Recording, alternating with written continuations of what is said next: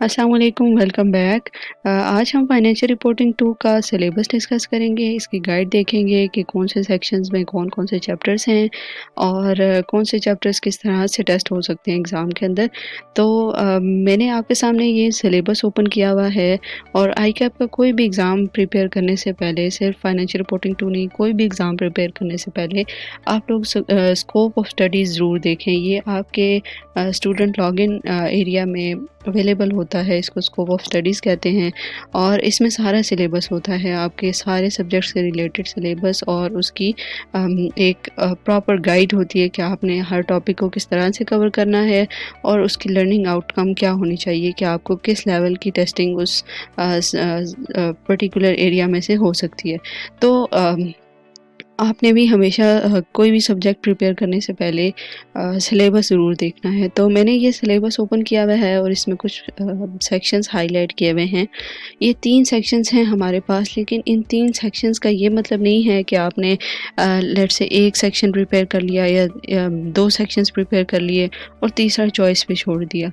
क्योंकि अब आपको पता है कि मॉडल चेंज हो चुका है एग्ज़ाम का और उसके अंदर हमारे पास शॉर्ट क्वेश्चंस भी आ रहे हैं, लॉन्ग क्वेश्चंस भी आ रहे हैं। तो हम किसी तरह से कुछ भी सेक्शंस छोड़ नहीं सकते बिकॉज़ वी नेवर नो कि कहाँ से टेस्टिंग हो सकती है, कहाँ से नहीं हो सकती। तो आपने बिल्कुल भी कोई भी सेक्शन चॉइस पे नहीं छोड़ना, रिमेंबर दिस पॉइंट। लेकिन फिर भी कुछ ऐसे एरियाज़ हैं जो ज़्यादा मार्क्स गेनिंग है जिसमें से टेस्टिंग जो है हमेशा होती है, तो वो हम देख लेते हैं यहाँ पे। सबसे पहला जो सेक्शन यहाँ पे है वो ग्रीन सेक्शन है और इस ग्रीन सेक्शन में हमारे पास ये वाले चैप्टर फॉल करते हैं जो मैंने हाईलाइट किए हुए हैं यहाँ पे ग्रीन कलर में।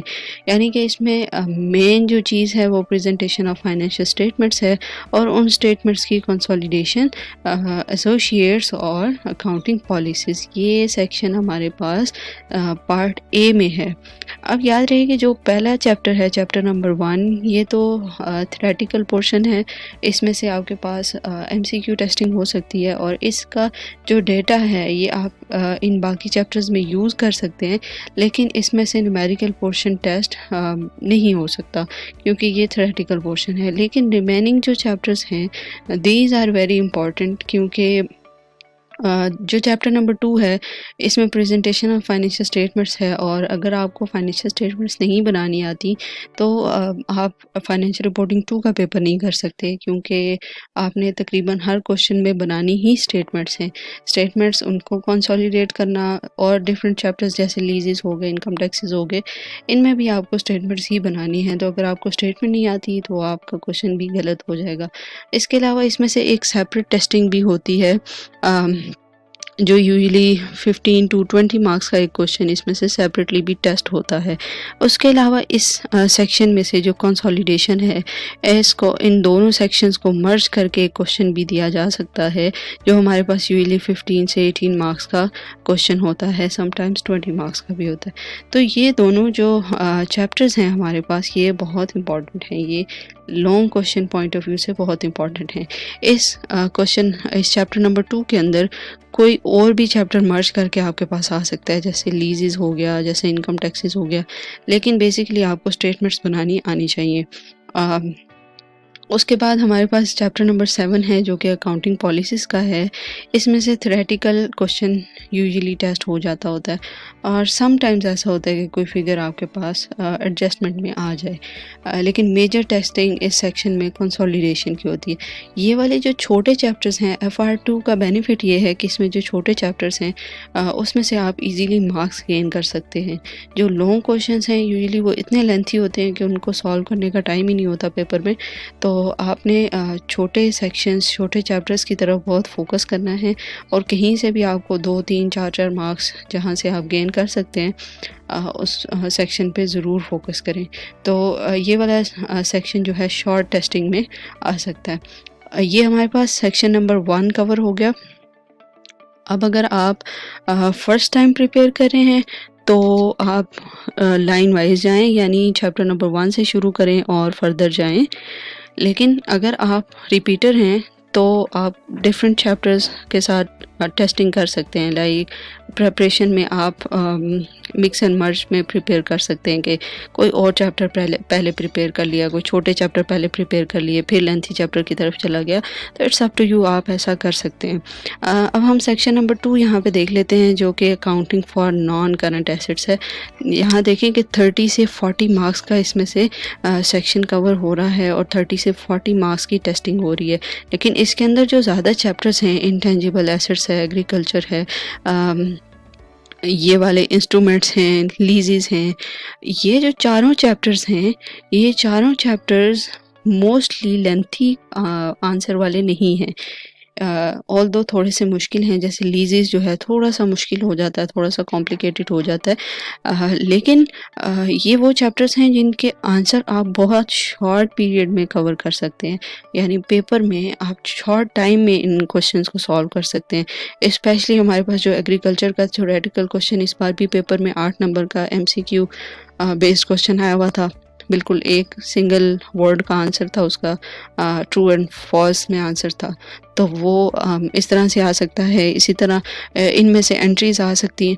अब ये चैप्टर्स जो हैं थोड़े से क्रिटिकल हैं जैसे लीजेस, लेकिन जैसे मैंने कहा कि इनके क्वेश्चंस जो हैं इतनी जल्दी सॉल्व होते हैं कि ये वाला सेक्शन जो है ये आप मस्ट पहले प्रिपेयर करें और पेपर में ट्राई करेंगे इसको पहले अटैम्प्ट भी कर लें, ताकि आपके कुछ मार्क्स सिक्योर हो जाएं शॉर्ट टाइम में। फिर आपके पास ज़्यादा टाइम बचा होता है तो आप बाकी क्वेश्चंस की तरफ फोकस कर सकते हैं।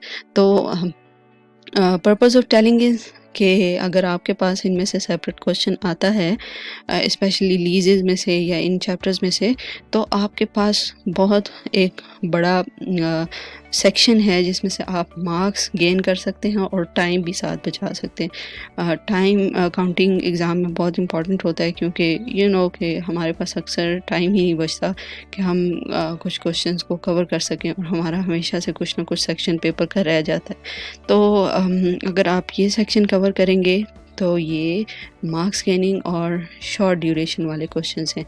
तो again if you are a repeater, ये वाला सेक्शन पहले कवर कर लें, but if you are first attempter तो आप स्टार्ट से शुरू करें ताकि आपको स्टेटमेंट्स वगैरह और बाकी बेसिक्स आती हों।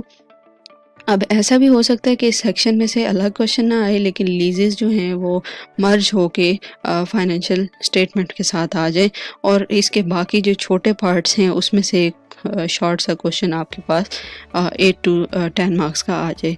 तो ऐसा भी बिल्कुल पॉसिबल है, तो आपने इस सेक्शन को भी ज़रूर देखना है। उसके बाद हमारे पास है लास्ट सेक्शन जो कि एथिक्स एंड अदर एरियाज़ हैं।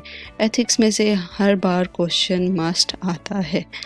जो एथिक्स वाला चैप्टर है इसमें से क्वेश्चन मस्ट आता है हर बार, और एक सिनेरियो बेस्ड क्वेश्चन होता है जो कि अपेरेंटली तो सिनेरियो लग रहा होता है, लेकिन बेसिकली उसका आंसर वही होता है जो हम लोग याद करके या 8-10 क्वेश्चन आप प्रैक्टिस करेंगे थ्योरेटिकल जो आप रीड करके जाएंगे वो आप इजीली रिप्रोड्यूस कर सकते हैं पेपर के अंदर।